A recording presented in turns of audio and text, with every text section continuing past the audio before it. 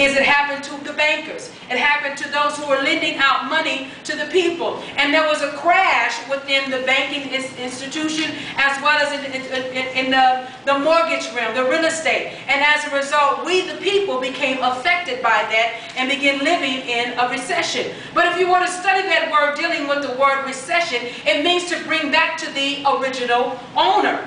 And as I began to really study that word, who owns everything? The Father does. He said the earth is the Lord and the fullness thereof and those that dwell in it. Every last one of us that are sitting here on today are dwelling in a place that God owns. And all he simply is doing is saying you got too uplifted and forgot where all of your riches and where all of your knowledge came from. So therefore I'm bringing it back unto me, causing you to make a decision.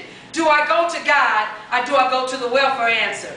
Do I go to God or do I make a decision and just say forget it? Do I go to God or do I choose to live and participate in a state of lack, in a state of poverty? I beg to differ on today. When you learn how to divide truth from error and recognize, even in the midst of challenge, God knows how to cause you to flourish in the midst of the famine. Look at what he did unto your Lord Jesus Christ when he was born. What did he tell his parents to do? He told them to go to another land, to another place, to another territory where he would take care of them. And God will do that for you in the midst of a recession. If he's called you to increase yourself, both in mind and stature, he'll cause you to go to a place where you least expect it, both naturally as well as spiritually. And speaking from an educational level, God can bring you to that point where you recognize, Lord, even in the midst of recession, it's not meant to be for me to be dry. I'm thirsty. I have a hunger and desire to do ministry and to help those who feel like there's no help, to help those who feel like there's lack and there's poverty, to let them know that there is a God who owns everything and is able to help them. So in the midst of the challenge, we're here to remind you and to let you know you can walk in the midst of the strength. You can walk in the midst of confidence and boldly tell yourself, I will not participate in the recession because of whose I am and who I serve. There also tells us and reminds us not to be ashamed of the gospel of Jesus Christ. That's very powerful because it's the word that we stand upon in everything that we do. The second word that I want to give you is the word instruct. We're here to instruct you. Instruct means simply to teach, to equip, to construct, and to lead. Often everyone needs followers, need a leader within their life in order to go to a new level. God raises up leaders, but in order for leaders to be raised up, they need to be taught. They need to be equipped. There needs to be a construction within your life, meaning that there are going to be certain tools and avenues and words spoken into your life to build you and take you to a greater level. And that's what it means when you become instructed and equipped as a student.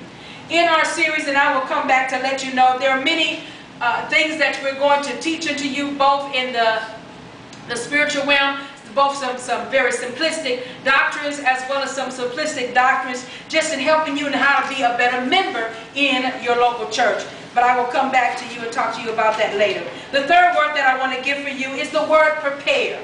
We come to prepare the student for kingdom ministry in the local church as well as in the community. Matthew 28:18-20, Jesus gave us a very explicit decree and an explicit instruction in which he said, our power is given unto me. As a result, both in heaven and in earth, I need you, I require of you, it is mandated upon your life to go therefore and teach our nations, baptizing them in the name of the Father, the Son, and the Holy Ghost, teaching them to observe all things and whatsoever I have commanded you, I am with you always, even unto the end of the earth. Even in the midst of the challenges that you go through, even when you wonder whether or not you're walking in this walk, whether God has called you for such a time as this, he said he's there with you. When you feel like you're walking by yourself and you lack confidence, his Holy Spirit is there to be with you. And what we are here to do is to make you ready, to prepare you for the Master's use. Because when we're gifted and we're calling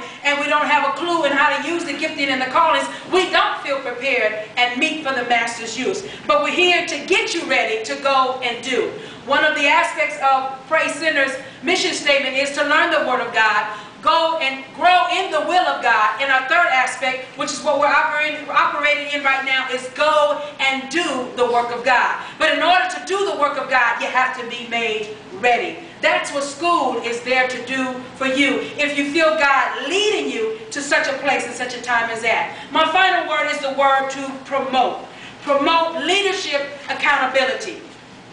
Because you'll find that as you begin to grow in the knowledge of God, and the Word of God becomes really plain unto you, and where your purpose in life becomes unto you so much more plainer, when you recognize the gifts and the callings that are within you to preach, to teach, to help, to lead, to guide, to minister unto others, it becomes so much more plainer. I promise you, we are going to send you right back to your local church. We're not campaigning anybody's members, let alone illegal aliens that do not belong unto our church body or anybody's church body. Because when I found out by reading in the Word of God, when people attempted to engraft themselves into a place where they didn't want to be, there was a lot of disruption that happened within the camp.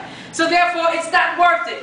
God has called us to become equipped in where He has sent us to be, whether we like it or not. He sends you to a particular body, to a particular leader, because He knows your personality. He knows what you need in order to be deposited within you. We're only there just to enhance it and to bring alive unto you, and to cause to bring some light and some illumination unto what God has already birthed within you a long time ago. Just as He told Jeremiah, before you were even born, I knew you, I already ordained your life. We're there to bring clarity to the vision that God spoke to you. He always gives you a big picture. He always gives you a big plan. And we often get scared of the big plan. He steps back and He said, now you catch up to where I have called for you to be. And all we want to do is get you ready, make you prepared, build you up, further your progress. Promote means to further your progress, to support you, to encourage you, to pray with you, to cry with you, to help you through your frustration, because you will get frustrated.